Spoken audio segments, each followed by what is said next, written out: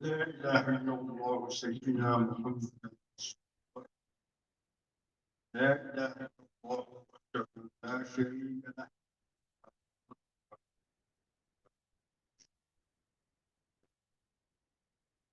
سبحان سبحان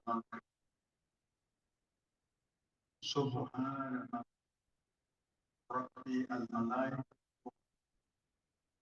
Oh Allah, I seek your pleasure from your act. Seek refuge in your greater well-being from your punishment. Seek refuge in you from you. We cannot reckon your prayer. You are as you have praised yourself. اللهم صل على سيدنا محمد وعلى آله كما صليت على إبراهيم وعلى آل إبراهيم. اللهم بارك على سيدنا محمد وعلى آله كما باركت على إبراهيم وعلى آل إبراهيم. إن الحمد لله ونحمده ونستعينه ونستغفره ونعوذ بالله من شرور أنفسنا ومن سيئات. من يهد الله فلا مضل له ومن يضلل فلا مضل له. أشهد أن لا إله إلا الله وأشهد أن محمدا عبده ورسوله. يا أيها الذين آمنوا اتقوا الله حق تقاته ولا تموتن إلا وأنتم مسلمون. يا أيها الناس اتقوا ربكم الذي خلقكم من نفس واحدة وخلق منها زوجا وبث منهما رجالا كثيرا ونساء واتقوا الله الذي تساءلون به وأرحم إن الله كان عليكم. يا أيها الذين آمنوا اتقوا الله وقولوا قولا سديدا يصلح لكم أعمالكم يغفر لكم من يطع الله ورسوله فقد فاز فوزا عظيما. فإن أصدق الكلام كتاب الله تعالى خير الهدي هدي محمد صلى الله عليه وسلم.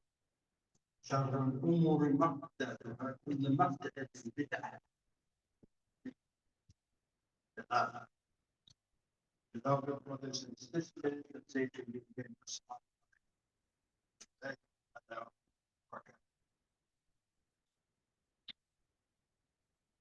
if you notice the last question when said,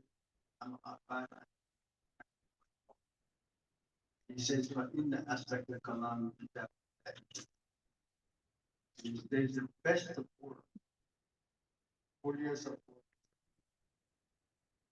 خير الهدي هدي محمد صلى الله عليه وسلم. And the best of guidance is that provided by Rasulullah. And the worst of affairs. So this is the part that when we listen to Khutbah, there sometimes we don't pay close attention. But it tells you whole is a summary of each Khutbah. شر الأمور محدثاتها كل محدثة بدعة. The worst of affairs anyone can do is to bring something new that is not in the deen, that Rasul did not put in. That's the worst of affairs. And you have to know that every affair, every new invention or innovation that you put in the deen is a misguidance. And every misguidance eventually leads to hellfire. Today, what I want to look at today is the danger of neglecting intellectual reflection in understanding the Quran. That's quite a mouthful. Let me say that. so that we can receive. Quite often when we keep the Khutbah, many people are now zoomed in. They zoom on you and they look at your shirt. Oh, that's a nice shirt. And then their mind travels. That's how we are. So I want us to pay close attention because when we neglect intellectual reflection in our understanding of our life, this is what leads to misguidance. And we have a name for those kind of people that do not reflect. They're called the Bida police. The moment you do something, oh, you're not supposed to, because they are misguided themselves. So what I was saying, the topic itself is the danger of neglecting intellectual reflection in understanding the Al-Quran and Sunnah. Now, why is it important to do so? Why do we have to reflect? Because many people, they take little tidbits of a surah from the Al-Quran and don't use it in context and make their own fatwa, make their own rule. Well, this is what it is. And this has caused a lot of strife in Islam. It has caused groups to go astray. It has caused French groups. So we're going to name some of the French groups here so that we all can have an understanding. In this khutbah, inshallah, we're going to articulate the importance of engaging our intellect to understand Islam properly and avoid the pitfalls of extremism, misinterpretation, and unnecessary division over what we often consider jihad, innovation. So, what do we mean by intellect? Intellect, of course, is the word intelligence. Intellect. Intellect refers to the capacity of the human mind to reflect, to think, to reason, to understand, and acquire knowledge. That's intellect. If you notice, it has critical thinking, CT. When you go to school, for most people, they always tell you to learn critical thinking skills because you need them. Islam is not easy. It's not like Christianity. You don't see people stand and read Matthew. Or you can see people, young athletes that are here, that can read the whole Surah Baqarah, 200 and commit it to memory. But the question that we ought to ask, is it recitation or understanding? Great athletes can read and recite. But what we ought to do is understand what we do. That is what deen is. You just don't stand here and regurgitate. I can stand and regurgitate all the time. Imam Bakar can, most of you can. You tell them to, you read an ayah, they will go. Because the Al-Quran is within you. It is said that if you recite it several times, you get to understand. But that is not the point. Using our intellect in understanding the Al-Quran is what is important. Allah says in Surah Muhammad, now this is not right? Do they not reflect upon the Al-Quran, or are there locks upon their hearts? Surah Muhammad, Surah number 47, verse 24. The lack of intellectual reflection distorts our understanding of the Al-Quran and Sunnah, fosters extremism, and leads to unfounded accusations. The Quran encourages reflection as an obligation. We are obligated to actually reflect. You don't just take one surah. For example, there's a surah in the Quran, and many people take this out of context. They say, "Oh, we should protect all non-Muslims." And Surah Mumtahina, for example, the woman to be examined, and there is a higher saying, يا أيها الذين آمنوا لا تتخذوا عدوي وعدوكم أولياء تلقون إليهم بالمودة وقد كفروا بما جاءكم من الحق يخرجون الرسول وإياكم أن تؤمنوا بالله ربكم إن كنتم خرجتم جهادا سبيلي وابتغاء مرضاتي تسرون إليهم بالمودة وأنا أعلم بما أخفيتم وما أعلنتم ومن يفعل منكم فقد ضل سواء السبيل. Surah Mumtahina. People take that out of context. Oh, that's so. But the Al-Quran came in context. Every surah that came because of something had happened. Medina society and Meccan society, as we all know, I want to stay on point. Meccan society, when people believed in Rasul, they would stay. They lost their family. It's just like a child saying, "Oh, I want to be a football player." Yeah, right. Do your work. Meccan society, Allah actually went after the elite. A lot of people just joined into idol worship and they didn't know. They did not know. Even when the idols were wiped out, many people were like, "Okay, so the idols are gone, so what you guys do?" They didn't know. Meccan society, when people joined Rasulullah, they were steadfast. They were called the Sabiqun. They were forerunners. They lost everything. There were sacrifices that were made. So now let's go to Medina.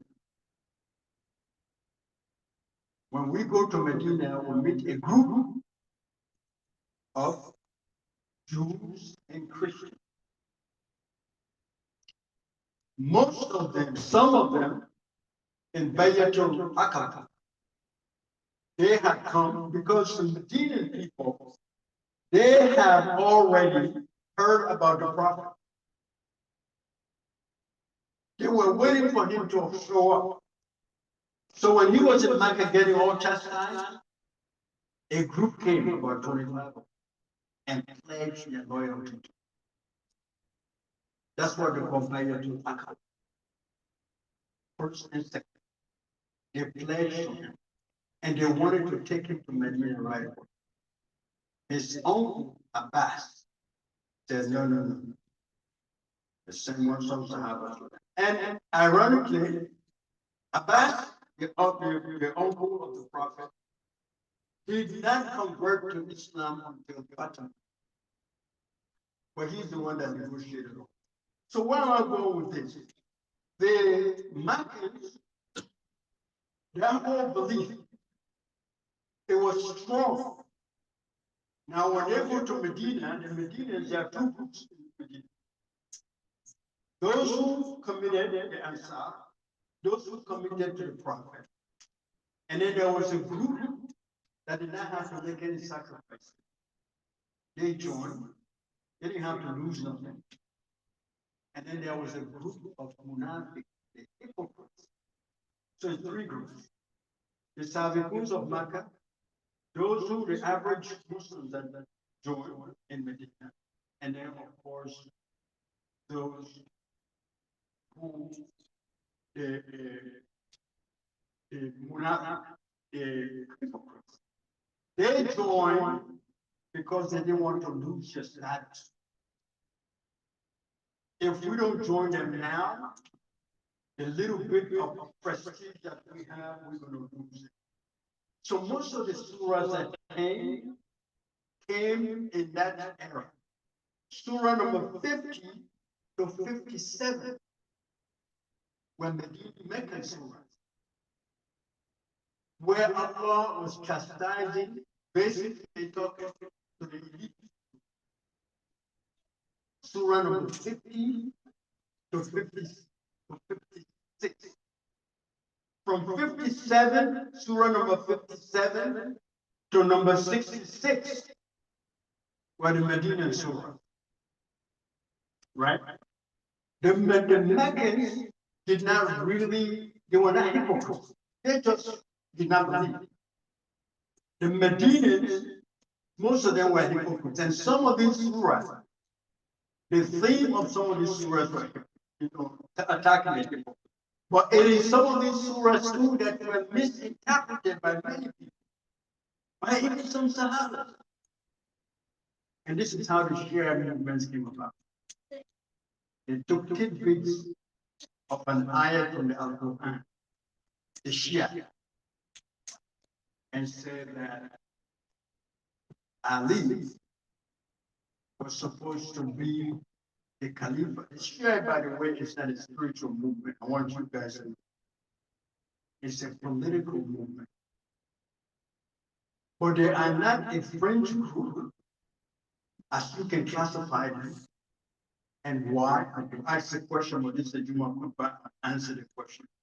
It's because they have a stake for the Islamic Republic of Iran.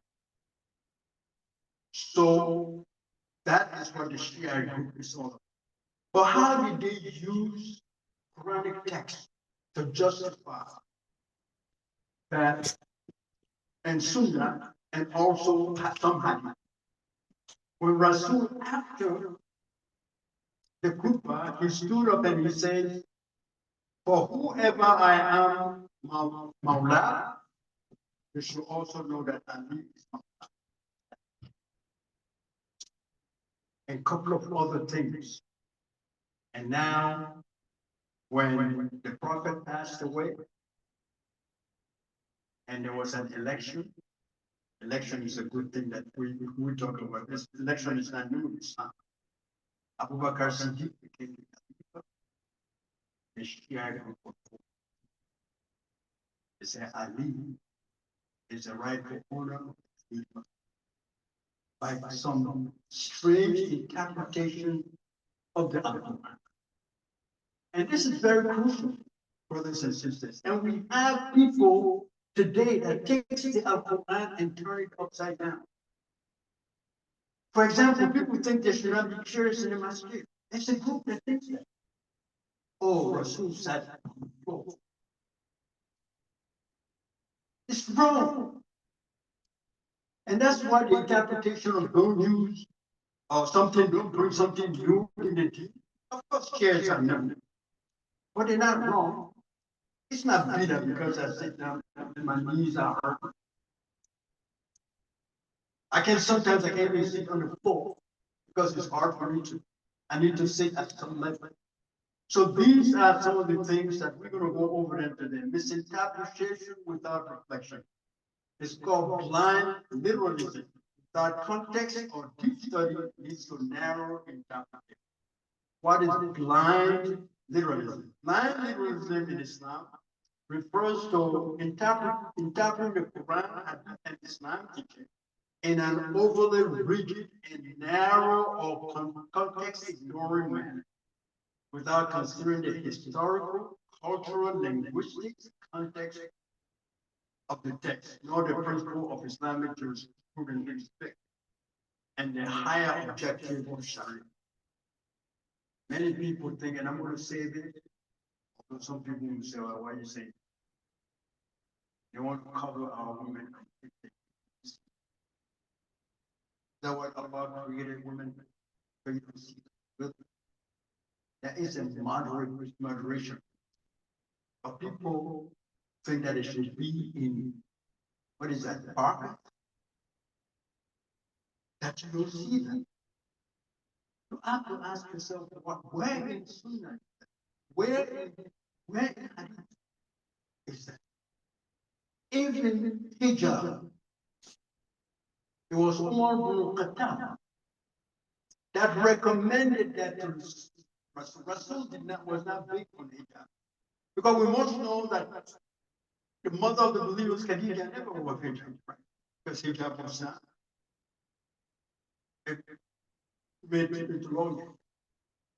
Khadija was in Makkah, never, Khadija was in Makkah, never made it in Medina. She died in Makkah. She never wore hijab. She wore a head cover, but not hijab.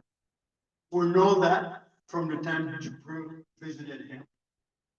And we know that story where Khadija was saying, okay, if you think this is the devil, let's put it this way. Khadija, Jibril came in and he says, can you see him? Say yes, sir. He sit on my right hand, my right side. And the prophet sat on Khadija's right side. Can you still see him? He said, yes. He said, sit on my left. And Khadija sat on her, and the prophet sat on Khadija's left. He said, do you see him? He said, yes. Khadija took her head cover, what little head cover she had, and he asked Rasul, did you still see him? He said, no. Jibril disappeared. He said, that's not a devil. That's an angel. Because if it was a devil, it would make it like. So we know that hijab was not there. So the hijab wearing itself was by Umar bin Khattab. He told the Prophet, he said, there are people coming to visit you all the time. It will be appropriate for your women to at least give so that they can go. And the next day, hijab wearing for Prophet's wife came in the Al-Quran. That's how it is.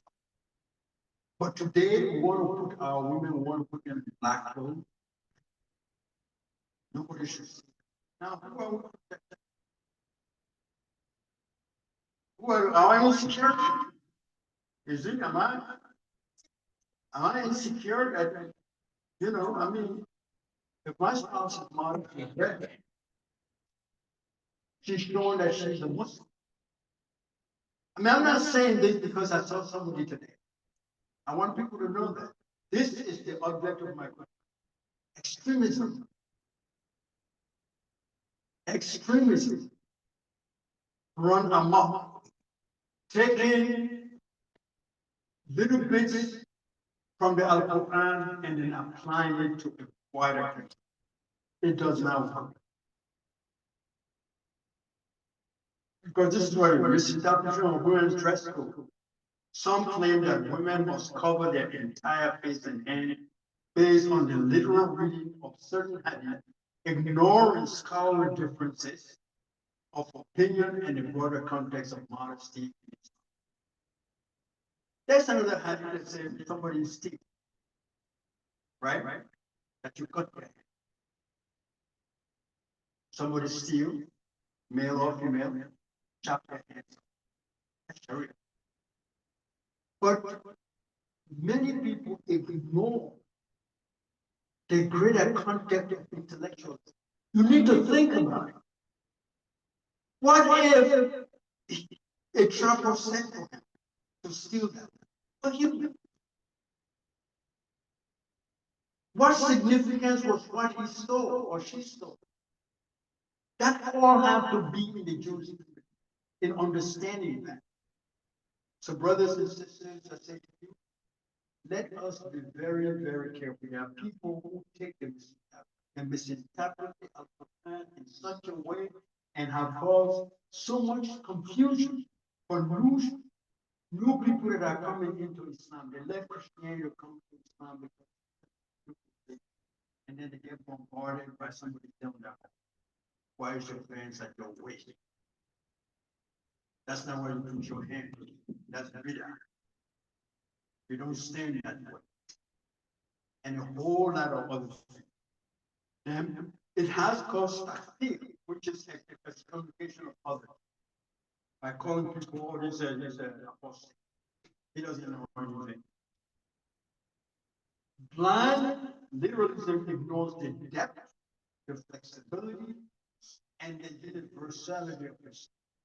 Many people, many things that took place when the Rasul was no longer. Rasul had conquered almost the whole world. Well, there were still wars to be fought. The Byzantine had not fallen. That fell under Abubakar. But they were going to fall eventually. When Rasul passed away, there was a period of delegation when people came to him to pledge their loyalty to Rasul Sallallahu Alaihi Wasallam. So there was a vast empire to be conquered. When Islam moved into those places, Islam is not Arabic culture. It is Islamic culture. The Arabic culture is Meccan culture, idol worshiping, and other things. And there are many people today that have problems. Why do I have in Arabic? Because Allah gave it to an Arabic prophet. You don't like it, get out. Nobody's forcing you. But if you want your salvation, make a conscious effort to study your religion properly, to understand it, to have critical thinking skills.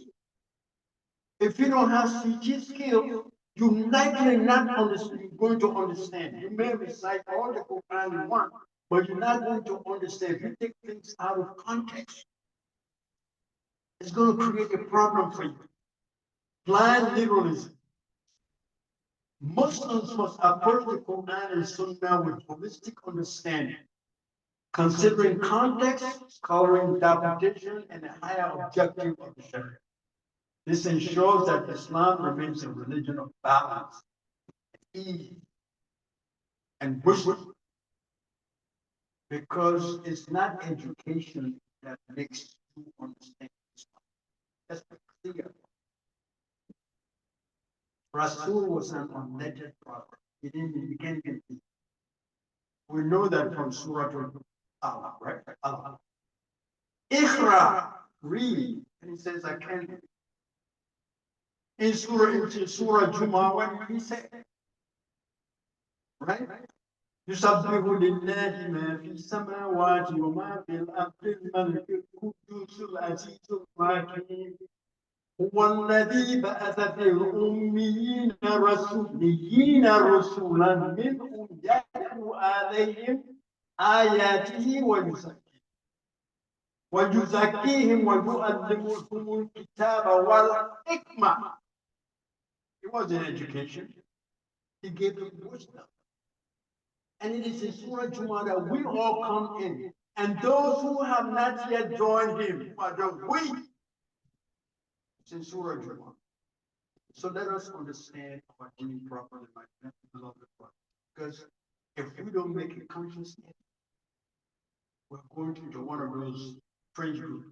Let me go over the fringe groups a little bit so that we can have a clear understanding where they stand. And actually, you know.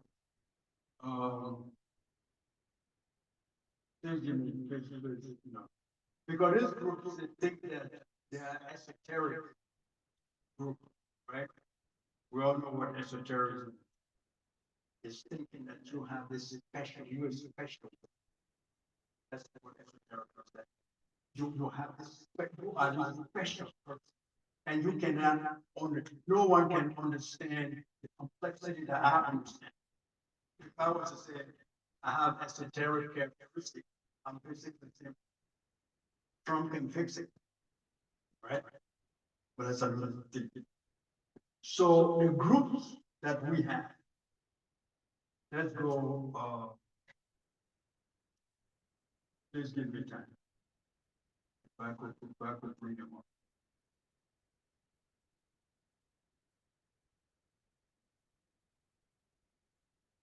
Okay, we have ISIS, right?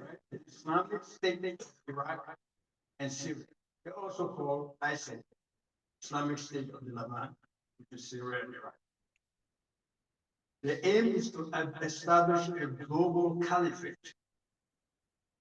Because when Rasul passed away, the state that Islam conquered were caliphates. They were not nation states.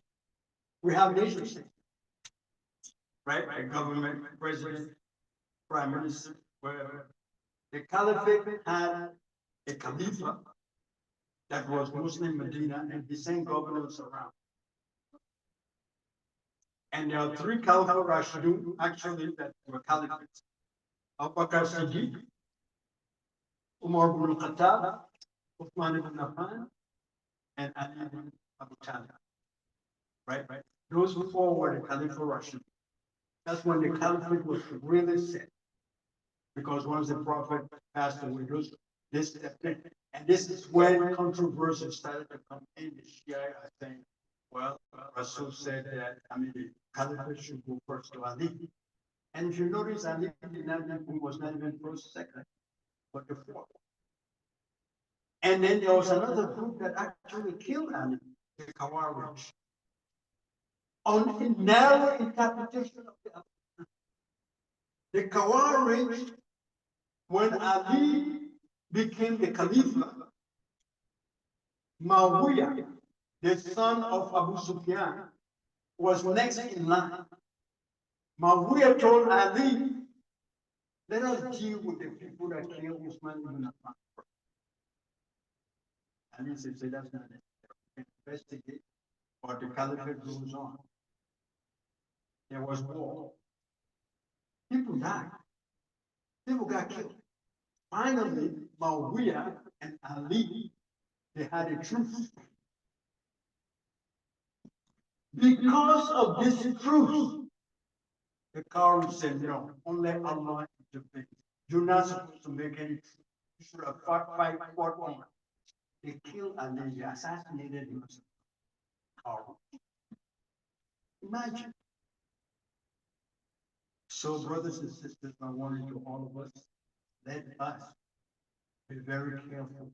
Let us look at sources, the authentic sources out there. When you come across anything, read it over. Get many sources. Don't just go by, oh, okay, I read this. We have the internet giant. There are many sources that we have that are authentic. So if I reach there, I will call the hazard.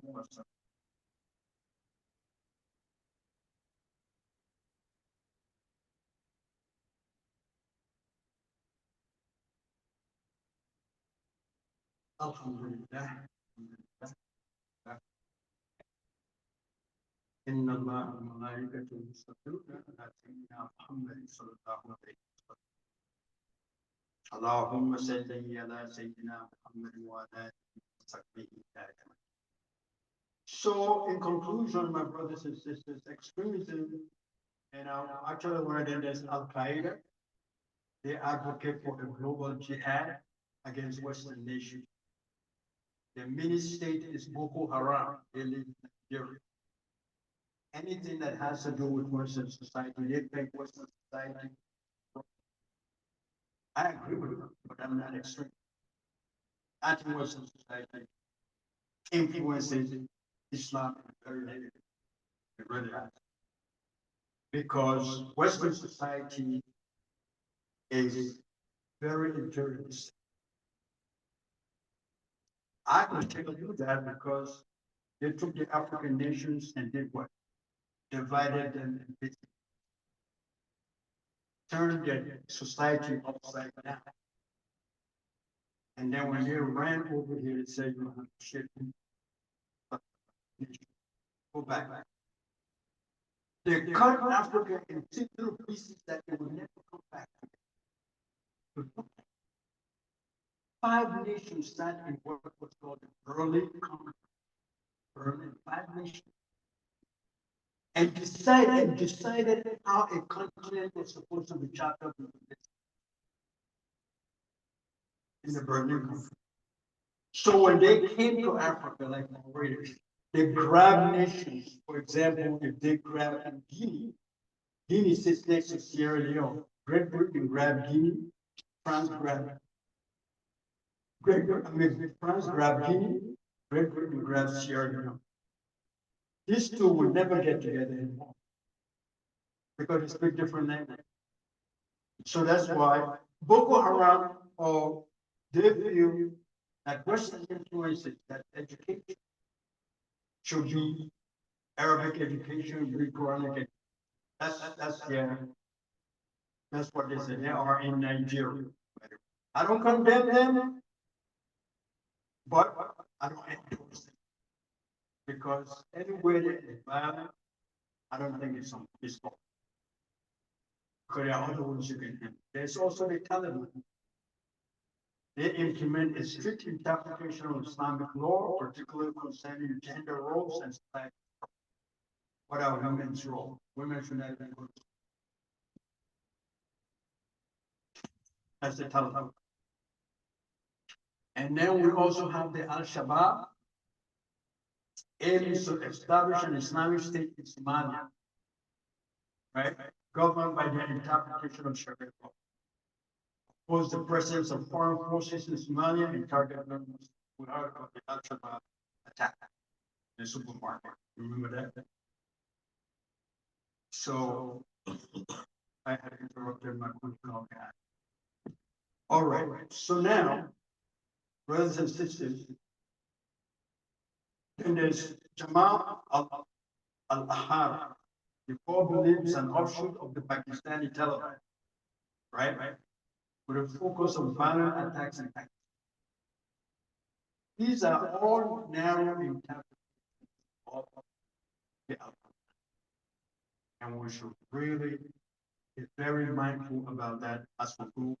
And many amongst us, and I'm not going to point fingers, don't take the text from the Al-Quran and misinterpret, especially on matters of faith, which is haram halal. That's where the confusion comes about. Movements of the body. Where do you put your hands when you self-walk? Where do you chest? You go here. All of that is unnecessary and important. When you look at something, make sure that it is in praise of Allah subhanahu wa ta'ala. There are people who take positions in, oh, the Prophet never celebrated his birthday, we should not do more. Nonsense. It's innovation of guidance. I mean, I'm not saying take onto the street and start beating drums.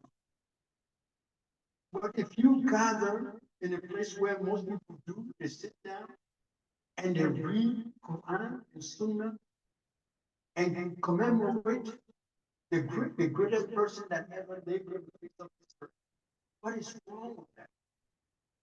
Not too long ago, I was listening to a lecture by none other, and my mentor here he is a member of that group there, and they were saying that, I mean, oh, that you should not read the Quran by the great side. Well, what evil is it doing? That is authentic hadith that the Prophet was passing by a grave site and he said, those people, the person that is being buried, his sin is not great, but maybe Allah will forgive him. And many scholars said that he actually recited portions of the Quran. For example, people that swore, it's bigger. But what does it for? You have to ask yourself that. That's what critical thinking comes from. So with that said, Allahumma salli ala sayyidina ربنا آتنا في الدنيا حسنة وفي الآخرة ربنا لا تزغ قلوبنا بعد إذ هديتنا وهب لنا من لدنك رحمة إنك أنت الوهاب. الله لا إله إلا هو الحي القيوم لا تأخذه سنة ولا نوم له ما في السماوات وما في الأرض من ذا الذي يشفع عنده إلا بإذنه يعلم ما بين أيديهم ولا يحيطون بشيء إلا بما شاء وسع كرسيه السماوات والأرض ولا يئوده حفظهما وهو العلي العظيم. اللهم تقبل منا إنك أنت السميع العليم. اللهم لا تجعلنا فتنة للذين كفروا واغفر لنا ربنا إنك أنت العزيز الحكيم. ربنا واجعلنا مسلمين لك ومن ذريتنا أمة مسلمة لك وأرنا وتب علينا إنك أنت التواب الرحيم. اللهم واشرح لي شيء يسر لي أمري واحلل عقدة من لساني يفقهوا قولي. اللهم إني أعوذ بكلمات الله التامة من كل شيطان وهمة ومن كل عين لامة. اللهم إني أعوذ بكلمات الله التامة من كل شيطان وهمة ومن كل عين. سبحان ربك رب العزة والسلام على المرسلين والحمد لله.